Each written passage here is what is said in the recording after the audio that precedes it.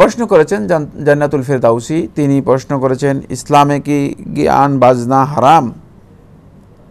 গান বাজনা তো ইসলামে হারাম, কিন্তু গান বাজনা, গান বলতে কি বুঝেন, বাজনা বলতে কি বুঝেন? ইসলামে মাআজিফ, যেগুলো বাজনা এর মাধ্যমে সুর অথবা যেগুলোর মধ্যে তাল দেওয়া হয় থাকে, এগুলো সবটাই হারাম। তবে কিছু কিছু বিষয় আছে যেগুলোকে ইসলামী শরীয়তে বিভিন্ন ক্ষেত্রে অনুমোদন দেওয়া আছে। তোর মধ্যে দুফ বাজানো, দুফ হচ্ছে এটি ঢোল জাতীয়, এক পাশে মানে ডোলের মতো দেয়া আছে, বাজানো হয় থাকে দুই পাশে, যেটাকে মানে ডোলের মতো করা হয়নি, এটাকে দুফ বলা হয় থাকে।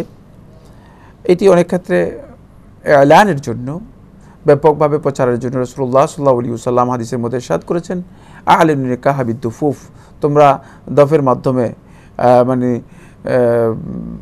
তোমরা তোমাদের বিবাহের যেই মানে অনুষ্ঠান অথবা বিবাহের যে ঘোষণা রয়েছে সেটাকে তোমরা এলান করে দাও, প্রচার করে দাও।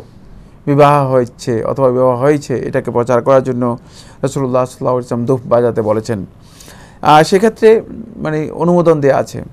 বাকি আজকে যেই বাজনা, সেখানে তাল সুর সবটাই রয়েছে, মূলত বাজনার মাধ্যমে একটা সুরসুরি দেওয়া হয়ে থাকে, যেটি মৌলিকভাবে মূলত ইসলামী শরীয়তে বৈধ নয়, যার মাধ্যমে শারীরিক অথবা মানসিক কোনো ধরনের উত্তেজনা তৈরি করা হয়ে থাকে। এই কাজটি শুদ্ধ নয় এবং এটি হারাম। বাকি রয়ে গেছে গান। গান এর মানে বিষয়টি দুভাগে বিভক্ত। একটি হচ্ছে এমন গান যে গানের মধ্যে যে বক্তব্য রয়েছে, যে নিবেদন রয়েছে, যে আহ্বানটুকু রয়েছে, সে আহ্বানটুকু মূলত কিসের আহ্বান, কোন দিকে আপনি আহ্বান করছেন, আপনি হারামের দিকে আহ্বান করছেন, তাহলে এই বক্তব্য বা এই গান ইসলামী শরীয়তে হারাম করে সন্দেহ নেই।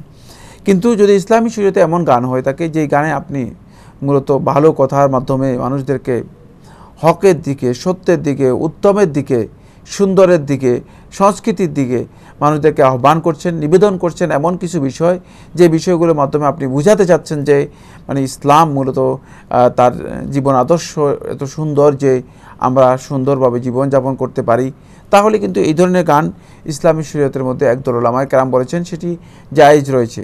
তবে উত্তম নয় যে এই গানের সাথে নিজেকে সম্পৃক্ত করে নেবেন সবসময়, বরং উত্তম হচ্ছে সেটা হলো মানে ইসলামী শরীয়তে গানকে পরিহার করে আমরা ইসলাম যেই সংস্কৃতি আমাদের জন্য রেখেছে সেই সংস্কৃতির সাথে নিজেদেরকে সম্পৃক্ত করা। তাই গানটাকে কমনলি কেউ কথা বলা জায়েজ নেই যে এটা হারাম, আবার কমনলি এটাকে মানে গান হালাল, আমরা গান করতে পারি এ কথা বলা জায়েজ নেই, কারণ এর কন্টেন্ট বুঝে, এটার কন্টেন্টের মধ্যে কী আছে, এখানে কি বক্তব্য রয়েছে, আর এই গানের মাধ্যমে আসলে আমরা কোন অবজেক্টিভ, কোন গোলের দিকে আমরা এগিয়ে যাচ্ছি। যদি আমাদের অবজেক্টিভ বা উদ্দেশ্য হয়ে থাকে যে খারাপের দিকে আমরা এগিয়ে যাচ্ছি, তাহলে বুঝতে হবে যে মূলত এই গান ইসলামী শরিয়া অনুযায়ী বৈধ নয়, বরং ইসলামে এটি হারাম হবে।